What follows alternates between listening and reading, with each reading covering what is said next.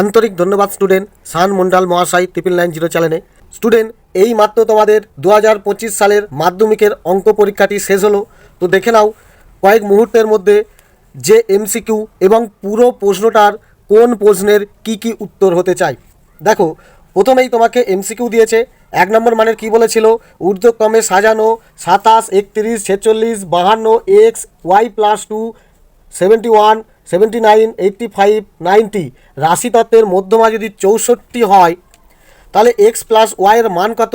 এই অঙ্কটা করলে তুমি অবশ্যই এর অ্যান্সার পাবে 126। ওকে। 2 নম্বরটা কি বলছে, একটি লম্ববৃত্তাকার চোঙ ও একটি অর্ধগোলকের ব্যাসার্ধ সমান এবং এদের আয়তনও সমান। চোঙটির উচ্চতা অপেক্ষা অর্ধগোলকটির উচ্চতা শতকরা কত বেশি হবে। এখানে তোমার অ্যান্সার হবে শতকরা 50% বেশি হবে। এরপর 3 নম্বর দাগের যে প্রশ্নটা, এখানেও দেখো ত্রিভুজটির বৃহত্তম কোণের মান হবে 90 ডিগ্রি। ওকে। এরপর 4টা কি বলছে, ও কেন্দ্রীয় বৃত্তে এবি একটি ব্যাস এসি যা কেন্দ্রে 60 ডিগ্রি কোণ উৎপন্ন করলে কোণ ও সি বি এর মান কত হবে। এখানে দেখো তোমার অ্যান্সার হবে 30 ডিগ্রি। এরপর 5টা কি বলছে, এ ইজ টু বি সমান বি ইজ টু 5 হলে এ বি এর শতকরা কত পার্সেন্টের সমান হবে। এখানে দেখবে 40%-এর সমান হবে। ওকে। বার্ষিক X% সরল সুদের হারে ওয়াই টাকার জেড মাসের সুদ কত হবে।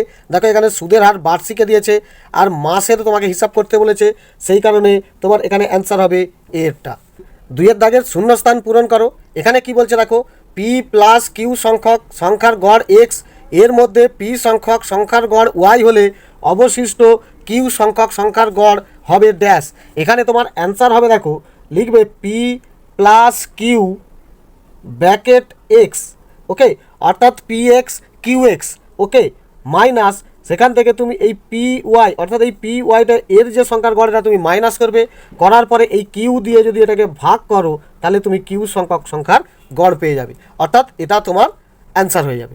ক্লিয়ার। এছাড়াও যদি তুমি এইভাবে কেউ লিখে আসো যে P X plus Q X minus P Y by Q, তাহলেও তার রাইট হয়ে যাবে। এরপর 2 দাগেরটা কি বলছে দেখো, আর একক দৈর্ঘ্যের ব্যাসার্ধ বিশিষ্ট একটি নিরেট অর্ধগোলক থেকে সর্ববৃহৎ যে নিরেট শঙ্কু কেটে নেওয়া যাবে তার আয়তন হবে। এখানে দেখো তোমার অ্যান্সার হবে পাই R3/3 ঘন। ওকে। আর এখানে দেখো একক বলেছে, একক। ক্লিয়ার। তাহলে এটা তোমার অ্যান্সার হয়ে যাবে। এরপরে কি বলছে দেখো 3টা, যদি sin whole square plus 2x cos whole square সমান 1 হয় তবে এক্সের মান, এখানে থাকো তোমার অ্যান্সার হবে 1/2 অর্থাৎ হাফ। ওকে। এরপর বলছে একই তলে অবস্থিত দুটি বৃত্তের তিনটি সাধারণ স্পর্শক হলে বৃত্ত দুটি পরস্পরকে ড্যাশ করবে, বহিঃস্পর্শ করবে। ওকে, বহিঃস্পর্শক করবে। ক্লিয়ার। তো এরপরে দেখো 5টা কি বলছে, এক্স ব্র্যাকেট 4 মাইনাস √3 সমান ওয়াই ব্র্যাকেট 4 প্লাস √3 সমান যদি 1 হয়, অর্থাৎ এক্স ব্র্যাকেট 1 মাইনাস √3 সমান 1 আর ওয়াই ব্র্যাকেট 4 প্লাস √3 সমান 1, এইভাবে ধরে তোমাকে করণীর অঙ্ক করতে হবে। করলে X whole square plus Y whole স্কোয়ারের মান পাবে দেখো ওপরে 8 নিচে 13। ওকে। 6টা কি বলছে, একটি ব্যবসায়ী পিন্টু আমনের 1.5 গুণ টাকা দিয়েছিল এবং ডেভিড আমনের 2.5 গুণ টাকা দিয়েছিল। আমন পিন্টু ও ডেভিডের মূলধনের অনুপাত কত হবে। এটা দেখো তুমি প্রথমে ধরবে আমন x টাকা দিয়েছে, ঠিক আছে। আচ্ছা, আমনে পিন্টু দিয়েছে আমনের এত গুণ, অর্থাৎ 2 একে 2 আর একে 3, অর্থাৎ এইটা হবে 3x/2 ইজ টু। আবার ডেভিড দিয়েছে আমনের 2.5 গুণ, অর্থাৎ এখানে হবে 5x/2। 3টে x কেটে যাবে, প্রত্যেকের সঙ্গে 2 গুণ হবে। ওকে, প্রত্যেকের সঙ্গে তুমি 2 গুণ করলে পেয়ে যাবে 2:3:5, এটা তোমার অ্যান্সার হবে। ক্লিয়ার। এরপর তোমাকে দেখো দিয়েছে সত্য মিথ্যা। প্রথমে দেখো সংখ্যাগুরু মান সমান 2 ইন্টু মধ্যমা মাইনাস 3 ইন্টু যৌগিক গড়, এটা তোমার হবে মিথ্যা। ওকে। 2 নম্বর বলেছে শঙ্কুর আয়তন x, ভূমির ক্ষেত্রফল y এবং উচ্চতা z হলে x/yz এর মান 3 হবে, এটাও হিসাব করে দেখবে, এটা হবে মিথ্যা। দেখো 3এরটাও হবে মিথ্যা। ক্লিয়ার। 4এরটা তোমার এটা হবে সত্য। 5এরটা দেখো এটাও তোমার মিথ্যা। ওকে। 6এরটাও তোমার মিথ্যা। ক্লিয়ার। তাহলে এখানে দেখো প্রত্যেকটাই মিথ্যা। একমাত্র 4-এর যেটা ABCD একটি চতুর্ভুজ, বহিস্থ চতুর্ভুজ, এটাই একমাত্র তোমার সত্য হবে। এরপর 2 নম্বর দাগের অঙ্কগুলি যেগুলি দিয়েছে এগুলি পরে অবশ্যই আমি দেখিয়ে দেব। তো যেগুলি আমি অল্প টাইমের মধ্যে বার করে ফেলেছি সেই উত্তরগুলো তোমাকে বলছি, দেখে নাও। এবং তোমাদের সবচেয়ে এবছরে খুব সহজ প্রশ্ন হচ্ছে, যেগুলি বড় অঙ্ক পড়েছে সেগুলি তোমাদের খুবই সহজ। যেমন ধরো এই যে 10-এর দাগের যে 2 নম্বর মানের অঙ্কটি দিয়েছে, এর উত্তর হবে দেখো 4 পূর্ণ 6-এর 11। ওকে, 11 দাগের উত্তরটা হবে দেখো 2100, ক্লিয়ার, অর্থাৎ 2100 টাকা। 12 দাগের উত্তরটা তোমার হবে 25,000, ক্লিয়ার। দেখে নাও এই উত্তর তিনটে মিলে গেল কিনা। এবং 4-এরটা দেখো, এই 4-এর উত্তর হবে দেখো 2-এর 3, ক্লিয়ার।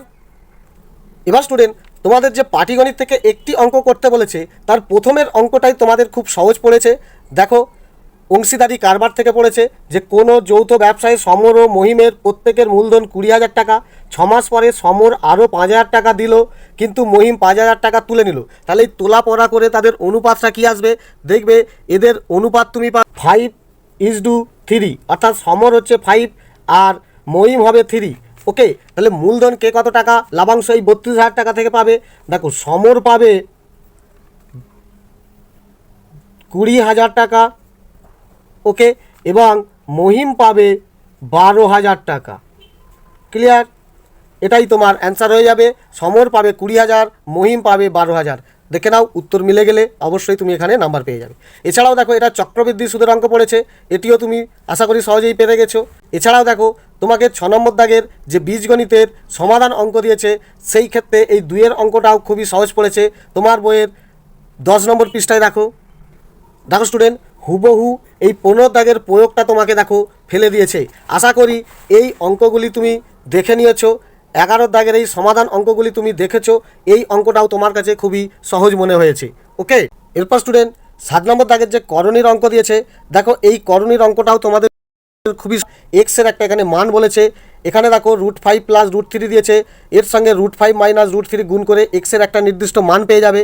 আর সেই মানটাই এক্সের জায়গায় বসানোর পরেই এটা প্রথম রাশি আর এটা দ্বিতীয় রাশি ধরে হিসাব করে নিয়ে রাশি দুটোকে সহজ করে দিয়ে সরল করে দিলেই তোমার এই অঙ্কটার উত্তর মিলে যাবে। ওকে, এছাড়াও দেখো 8 নম্বর দাগের যে সমাধান তোমাকে মান নির্ণয় দিয়েছে, তোমাদের কাছে খুবই একটি সহজ একটা প্রশ্ন ফেলে দিয়েছে। দেখো, তোমার বইয়ের 98 পাতায় দেখতে পাবে, দেখো এই অঙ্কটা তোমাদের হুবহু ফেলে দিয়েছে। ওকে, এবং এই অঙ্কটা করে আসার পরে দেখবে তোমার পরীক্ষার খাতায় এই উত্তরটা হয়েছে 4a/a² + 4। এই উত্তরটা যদি জানবে তুমি সঠিক করেছো। এরপর দেখো 9 নম্বর দাগের যে তোমাকে উপপাদ্য করতে বলেছে, তার প্রথমের এই উপপাদ্যটাই তোমার কমন। বৃত্তস্থ চতুর্ভুজের বিপরীত কোণগুলি পরস্পর সম্পূরক। দেখো 164 পাতার 38 নম্বর উপপাদ্যটি পড়ে গেছে। এছাড়াও দেখো পিথাগোরাসের উপপাদ্য বিবৃত করো, দেখো 285 পাতার 49 নম্বর উপপাদ্যটি পড়ে গেছে। আশা করি একটি অবশ্যই করেছো।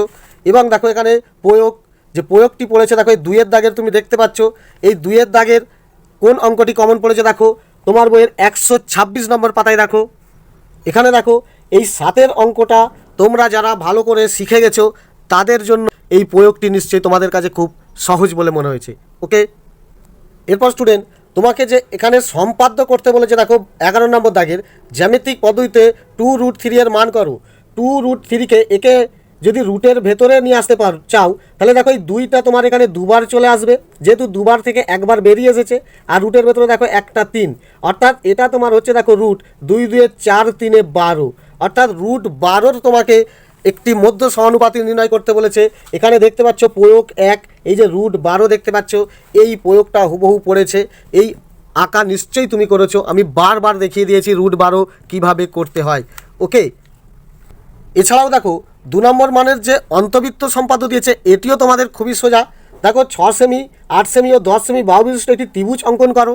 তোমাকে খুব সহজেই একটা ত্রিভুজ অঙ্কন করতে বলেছে এবং এর অন্তবৃত্ত করতে বলেছে। আর দেখো এই ধরনের অন্তবৃত্ত করা তুমি নিশ্চয়ই শিখে গেছো। ত্রিভুজটা করা কোনো ব্যাপার নয়, তোমাকে এখানে 6 সেমি, 8 সেমি এবং 10 সেমি মাপ নিয়ে রেখা টেনে নিতে হবে। আর জানো নিচেরটা তোমার 10 সেমি হয়, এটাকে আগে 10 সেমি টেনে নেবে। নেওয়ার পরে দেখো কাটা কম্পাস দিয়ে 8 সেমি মাপ নিয়ে এদিক থেকে এদিকে একটা এইভাবে টেনে দেবে। আর 6 সেমির মাপ নিয়ে এদিক থেকে এইখানে টেনে দিচ্ছ, দেখো এইখানে কাটবে। এরকম জায়গায় যদি তুমি এইভাবে জুড়ে দিয়ে তাহলে তোমার ত্রিভুজটা খুব সহজেই হয়ে যাবে। আর এই ত্রিভুজ হয়ে যাওয়ার পরে তোমাকে খুব সহজেই এইভাবে অন্তর্বৃত্ত করাটা নিশ্চয়ই তুমি করেছো। ওকে, এরপর এখানে দেখো 13 দাগের এই যে একের অঙ্কটাই দেখো তোমাকে একটি করতে বলেছে। প্রথম অঙ্কটাই তোমার এখানে কমন পড়ে গেছে। দেখো আমি এই অঙ্কটা তোমাকে সাজেশন দিয়েছিলাম তোমার বইয়ের 327 নম্বর পাতায়। দেখো এখানে দেখতে পাচ্ছ 327 নম্বর পাতায় এই 19-এর অঙ্কটা তোমার হুবহু কমন পড়ে গেছে। দেখো ওকে, আশা করি এই অঙ্কটা তুমি নিশ্চয়ই করে এসেছো। আর এর উত্তর তুমি নিশ্চয়ই পেয়েছো যে 6 কিমি পার ঘন্টা। ওকে, এই উত্তরটা তোমার হবে। এরপর 14 দাগের যে তোমাকে পরিমিতির অঙ্ক দিয়েছে, দেখো এই 2-এর দাগেরটা তোমার হুবহু কমন পড়ে গেছে। দেখো 147 পাতায়। দেখো এই 15 দাগের অঙ্কটা তুমি দেখতে পাচ্ছ, এই 15 দাগেরটা তোমার হুবহু এবং তুমি নিশ্চয়ই এই 15 দাগের উত্তর পেয়েছো 7 ডেসিমি। ক্লিয়ার? এরপর স্টুডেন্ট এই 3-এর দাগের যে দেখো গোলকের অঙ্কটি পড়েছে, এটিও তোমাদের খুবই সোজা। পরে এর উত্তর আমি অবশ্যই তোমাদের করে দেব। এরপর শেষে যে 15 দাগের রাশিবিজ্ঞানের অঙ্কগুলি পড়েছে, সেই রাশিবিজ্ঞানে দেখো প্রথমের যে গড় নির্ণয় পড়েছে, এটিও দেখো তোমাদের খুবই ইম্পর্টেন্ট। দেখো তোমার বইয়ের 340 নম্বর পাতার দেখো এই যে 7-এর 2-এর অঙ্কটা, এই অঙ্কটাই পড়েছে, শুধু এখানে কিছু পরিসংখ্যাটাকে চেঞ্জ করে দিয়েছে। ওকে, 2-এর দাগের যে দেখো মধ্যমা নির্ণয়ের অঙ্কটি দিয়েছে, এই মধ্যমা নির্ণয়ের অঙ্কটি পুরো হুবহু কমন এসেছে। দেখো তোমার বইয়ের 350 নম্বর পাতার এই যে শেষের অঙ্কটা তুমি দেখতে পাচ্ছ, এই অঙ্কটা তোমার হুবহু কমন এসেছে। আশা করি তুমি নিশ্চয়ই করেছো। এরপরে দেখো শেষের যে এই 3-এর দাগের যে ক্ষুদ্রতর সূচক হিসাবে ওজাইভ নির্ণয় করা, এটিও দেখো তোমার 358 নম্বর পাতায় এই যে অঙ্কগুলি দেখতে পাচ্ছ, এই অঙ্কগুলির মতো হুবহু ফেলেছে, শুধু এখানে সংখ্যাগুলো একটি চেঞ্জ করে দিয়েছে। ক্ষুদ্রতর সূচক এই সিস্টেমেই তোমাকে এই অঙ্কগুলো করতে হবে। এটাও খুব সহজ পড়েছে। আশা করি তোমার পরীক্ষা খুবই ভালো হয়েছে। ধন্যবাদ।